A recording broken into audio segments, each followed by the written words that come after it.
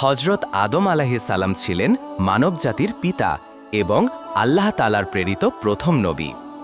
আল্লাহ তাআলা তাকে নিজ কুদরতি হাতে মাটি থেকে সৃষ্টি করেন এবং সমগ্র মানবজাতিকে তার বংশধর হিসেবে পৃথিবীতে প্রেরণ করেন।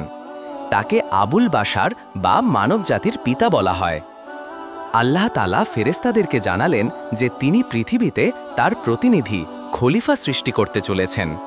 তখন ফেরেশতারা বলেছিলেন, আপনি কি সেখানে এমন কাউকে সৃষ্টি করবেন যে ফাসাদ করবে ও রক্তপাত ঘটাবে, অথচ আমরাই তো আপনার প্রশংসা ও পবিত্রতা বর্ণনা করি?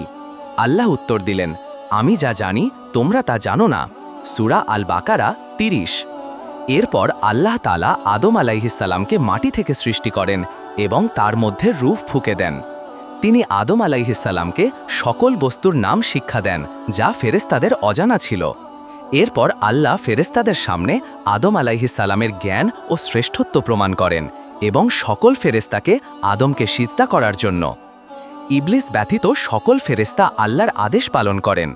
ইবলিস ছিল জিনদের অন্তর্ভুক্ত, কিন্তু ফেরেশতাদের সাথে বসবাস করত। সে অহংকার বশত সিজদা করতে অস্বীকার করে এবং বলে, আমি তার চেয়ে শ্রেষ্ঠ। আপনি আমাকে আগুন থেকে সৃষ্টি করেছেন এবং তাকে সৃষ্টি করেছেন মাটি থেকে।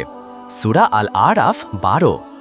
এই অবাধ্যতার কারণে ইবলিস অভিশপ্ত ও বিতাড়িত হয় এবং সে মানবজাতিকে কিয়ামত পর্যন্ত পথভ্রষ্ট করার শপথ নেয়। আদম আলাইহিসসালাম জান্নাতে একাকিত্ব বোধ করলে আল্লাহ তাআলা তার পাজরের হাড় থেকে তার সঙ্গিনী হিসেবে হজরত হাওয়া আলাইহিসসালামকে সৃষ্টি করেন। আল্লাহ তাদের দুজনকে জান্নাতে বসবাস করার অনুমতি দেন এবং বলেন, তোমরা দুজনে ইচ্ছামতো জান্নাতের ফল খাও, কিন্তু ওই গাছটির কাছেও যেও না, তাহলে তোমরা জালিমদের অন্তর্ভুক্ত হয়ে যাবে। সূরা আল বাকারা 35। বিতাড়িত শয়তান ইবলিস তাদের দুজনকে ধোঁকা দেওয়ার সুযোগ খুঁজতে থাকে।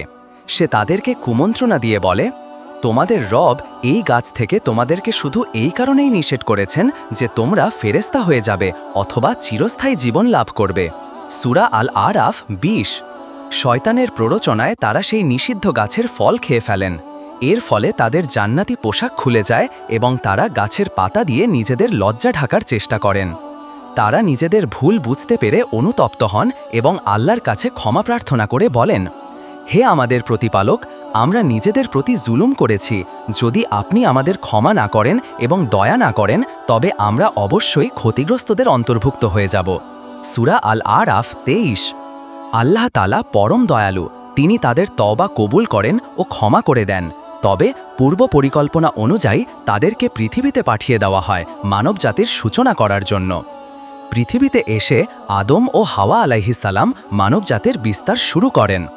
আদম কেবল প্রথম মানবী ছিলেন না, তিনি ছিলেন প্রথম নবীও। তিনি তার সন্তানদের আল্লাহর একত্ববাদ, তাওহীদ এবং জীবনযাপনের সঠিক পদ্ধতি শিক্ষা দিতেন।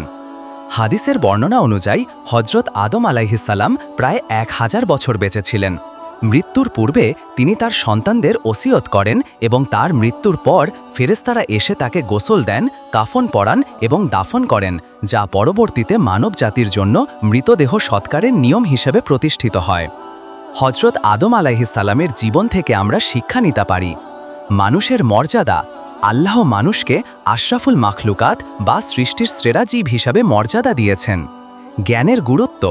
জ্ঞানের কারণেই আদম আলাইহিসসালাম ফেরেশতাদের উপর শ্রেষ্ঠত্ব লাভ করেছিলেন। অহংকারের পতন।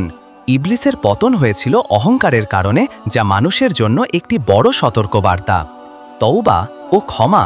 মানুষ ভুল করতে পারে, কিন্তু আন্তরিকভাবে অনুতপ্ত হয়ে ক্ষমা চাইলে আল্লাহ ক্ষমা করে দেন। আদম ও হাওয়া আলাইহিসসালামের তওবা এর শ্রেষ্ঠ উদাহরণ।